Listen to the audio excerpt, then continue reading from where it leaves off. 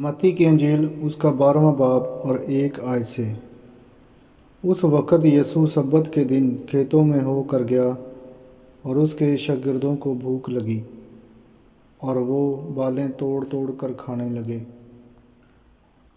आयत नंबर 2।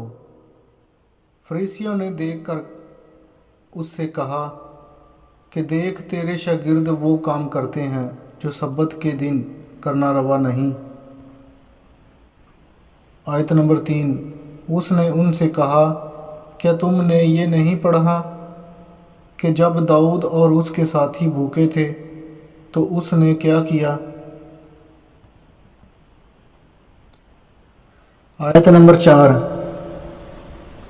वो क्यों कर खुदा के घर गया और नज़र की रोटियां खाईं, जिनको खाना न उसको रवा था न उसके साथियों को, मगर सिर्फ काहनों को।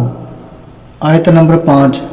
या तुमने तौरेत में नहीं पढ़ा कि काहन सब्बत के दिन हैकल में सब्बत की बेहुरमती करते हैं और बेकसूर रहते हैं।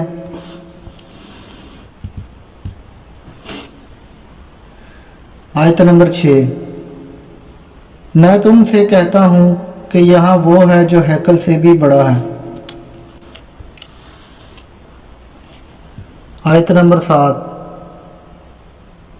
लेकिन अगर तुम इसके मैंने जानते कि मैं कुर्बानी नहीं बल्कि रहम पसंद करता हूँ, तो बेकसूरों को कसूरवार न ठहराते। आयत नंबर 8। क्योंकि इब्ने आदम सब्बत का मालिक है। आयत नंबर 9। और वो वहाँ से चलकर उनके इबादत खाना में गया। आयत नंबर 10। और देखो, वहाँ एक आदमी था जिसका हाथ सूखा हुआ था। उन्होंने उस पर इल्ज़ाम लगाने के इरादा से ये पूछा कि क्या सब्बत के दिन शिफा देना रवा है। आयत नंबर 11। उसने उनसे कहा, तुम में ऐसा कौन है जिसकी एक ही भेड़ हो और वो सब्बत के दिन गड्ढे में गिर जाए तो वो उसे पकड़कर ना निकाले। आयत नंबर 12। बस आदमी की कदर तो भेड़ से बहुत ही ज़्यादा है, इसलिए सब्बत के दिन नेकी करना रवा है।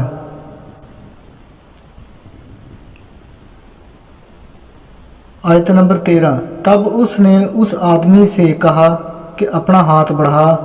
उसने बढ़ाया और वो दूसरे हाथ की मानित दुरुस्त हो गया। आयत नंबर 14। इस पर फरीसियों ने बाहर जाकर उसके बरखिलाफ मशवरा किया कि उसे किस तरह हलाक करें।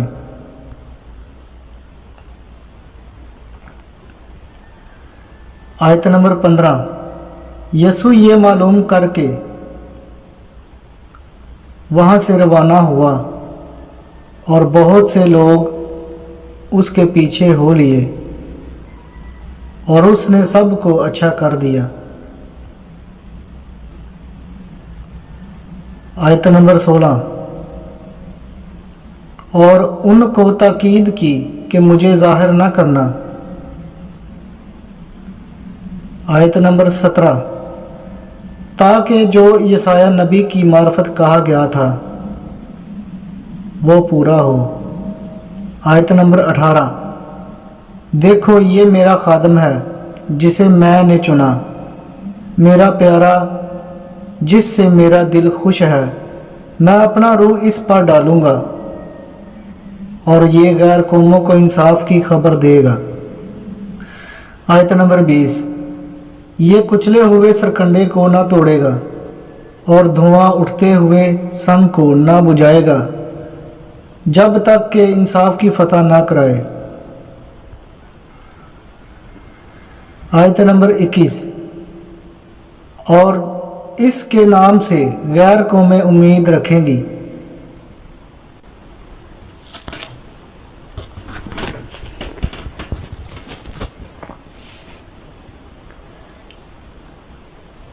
आयत नंबर 22। उस वक़्त लोग उसके पास एक अंधे गूंगे को लाए जिसमें बदरू थी। उसने उसे अच्छा कर दिया, चुनाचा वो गूंगा बोलने और देखने लगा। आयत नंबर 23। और सारी भीड़ हैरान होकर कहने लगी, क्या ये इब्ने दाऊद है? आयत नंबर 24। फरीसियों ने सुनकर कहा, ये बदरूहों के सरदार बालज़बूल की मदद के बगैर बदरूहों को नहीं निकालता। आयत नंबर 25। उसने उनके ख्यालों को जानकर उनसे कहा, जिस बादशाही में फूट पड़ती है वो वीरान हो जाती है, और जिस शहर या घर में फूट पड़ेगी वो कायम ना रहेगा।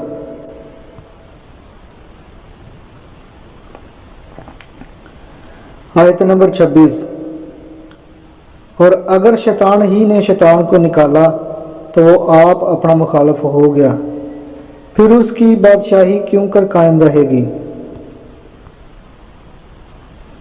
आयत नंबर 27। और अगर मैं बालज़बूल की मदद से बदरूहों को निकालता हूँ तो तुम्हारे बेटे किसकी मदद से निकालते हैं? बस वही तुम्हारे मुंसफ होंगे।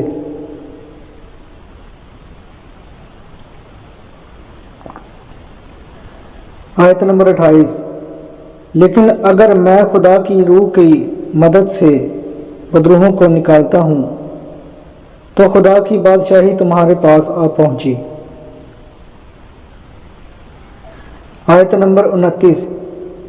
या क्योंकि कोई आदमी किसी जोरावर के घर में घुसकर उसका असबाब लूट सकता है, जब तक कि पहले उस जोरावर को ना बांध ले, फिर वो उसका घर लूट लेगा।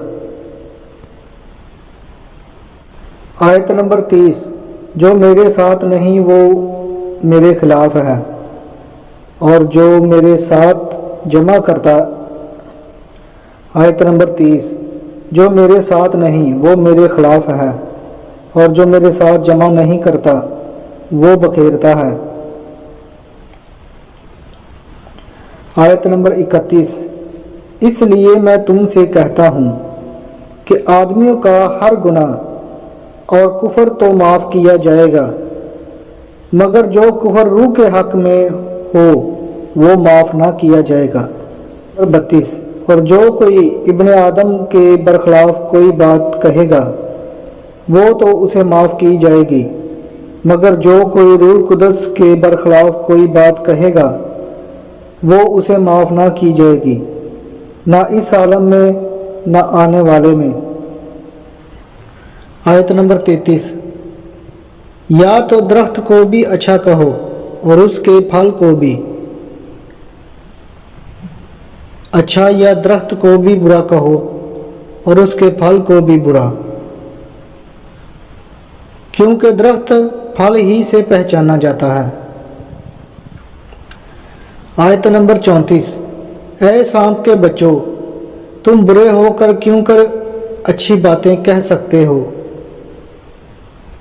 क्योंकि जो दिल में भरा है वही मुंह पर आता है। आयत नंबर 35।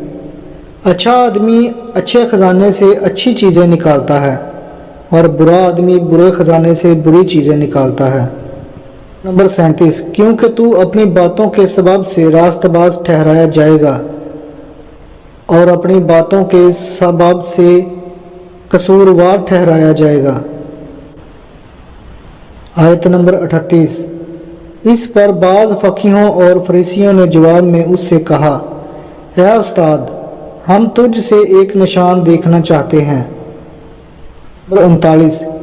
उसने जवाब देकर उनसे कहा, इस ज़माना के बुरे और ज़नाकार लोग निशान तलब करते हैं, मगर यूना नबी के निशान के सिवा कोई और निशान इनको ना दिया जाएगा।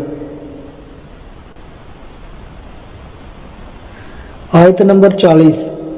क्योंकि जैसे यूना 3 रात दिन मछली के पेट में रहा, वैसे ही इब्ने आदम 3 रात दिन ज़मीन के अंदर रहेगा। आयत नंबर 41। नैनवा के लोग अदालत के दिन इस ज़माना के लोगों के साथ खड़े होकर इनको मुजरम ठहराएंगे, क्योंकि उन्होंने यूना की मनादी पर तौबा कर ली। और देख यहाँ वो है जो यूना से भी बड़ा है।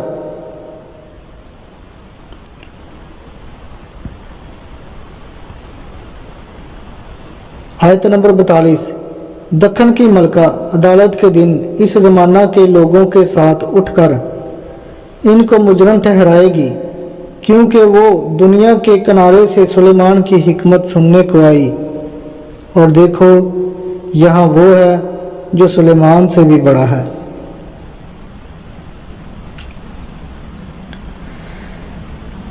आयत नंबर 43।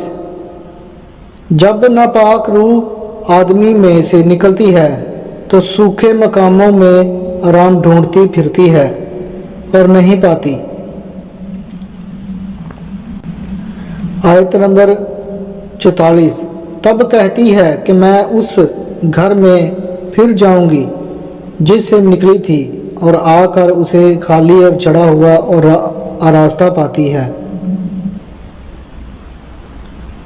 आयत नंबर 45। फिर जाकर और 7 रूहें अपने से बुरी हमरा ले आती है, और वो दाखिल होकर वहाँ बसती है, और उस आदमी का पिछला हाल पहले से भी बदतर हो जाता है। इस ज़माना के बुरे लोगों का हाल भी ऐसा ही होगा। आयत नंबर 46। जब वो भीड़ से ये कह रहा था, उसकी माँ और भाई बाहर खड़े थे और उससे बात करना चाहते थे। आयत नंबर 48। उसने खबर देने वाले को जवाब में कहा, कौन है मेरी माँ और कौन है मेरे भाई? और अपने शागिर्दों की तरफ देखकर हाथ बढ़ाकर कहा, देखो मेरी माँ और मेरे भाई ये हैं। आयत नंबर 50। क्योंकि जो कोई मेरे आसमानी बाप की मर्जी पर चले वही मेरा भाई और मेरी बहन और माँ है। आमीन।